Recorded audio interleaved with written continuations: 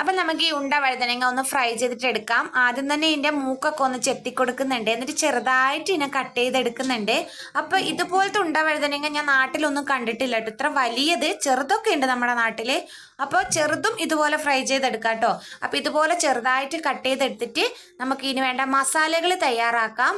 അതിന് വേണ്ടിയിട്ട് കുറച്ച് മഞ്ഞൾപ്പൊടി, പിന്നെ കുരുമുളക് പൊടി, അതിനുശേഷം മുളക് പൊടി കുറച്ച് അധികം എടുത്തിട്ടുണ്ട് കേട്ടോ. പിന്നെ ആവശ്യത്തിന് ഉപ്പും കൂടി ഇട്ടിട്ട് നമ്മൾ പുളിവെള്ളം, വാളം പുളി കുറച്ച് നേരം വെള്ളത്തിലിട്ട് വെച്ചതാണ്. അത് നന്നായിട്ട് പിഴിഞ്ഞിട്ട് വേണം ഈ മസാലയിലിട്ടിട്ടൊന്ന് കുഴക്കാൻ വേണ്ടിയിട്ട്.